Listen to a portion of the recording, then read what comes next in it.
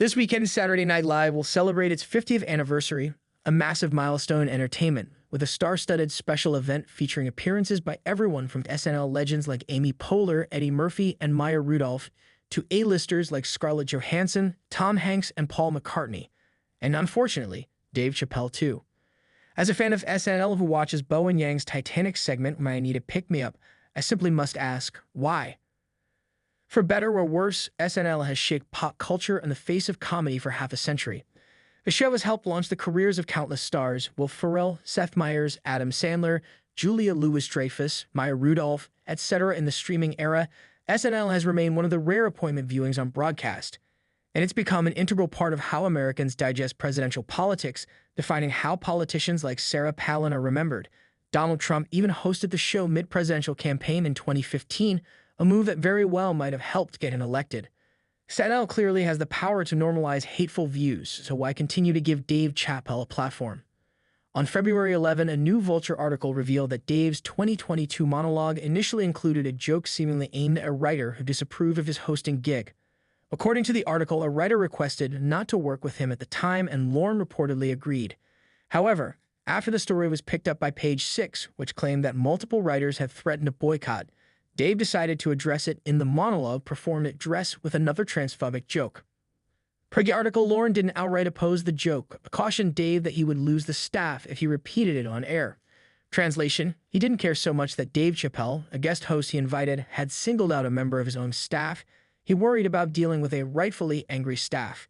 I admit I've never had to babysit a temperamental comedian before, and maybe this Jedi mind trick was the only way to get Dave to drop the joke. But I cannot imagine this kind of hands-off approach to dealing with a targeted attack on your staff is good management. The monologue he did end up giving didn't include that joke, but it did feature a section wildly panned as anti-Semitic, and it does not appear on SNL's YouTube page or on Peacock.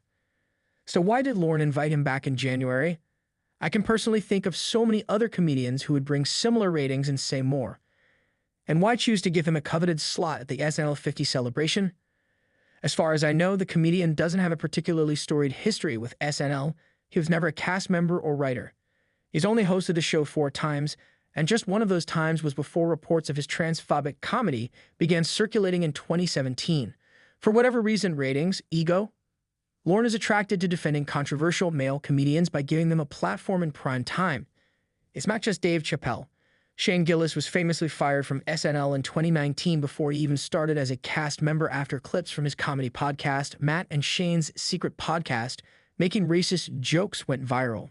Shane initially issued a non-apology and has since said he stands by his podcast.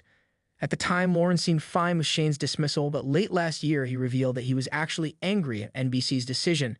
And although I'm sure the ratings of Dave and Shane can make some business sense, I, as an SNL watcher, am going to boycott such an episode.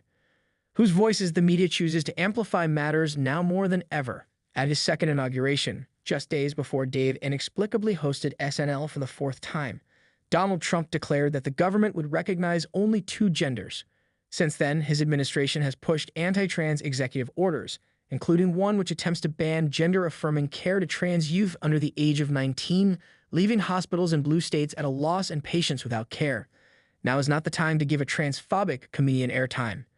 In fact, I would argue there's no time to do so. Dave might be funny. He may have inspired comedians and SNL with his groundbreaking Chappelle's show, but he's also a bully that threatens the well-being of trans people. And no amount of talent is worth endangering the lives of the LGBT community or any minority community.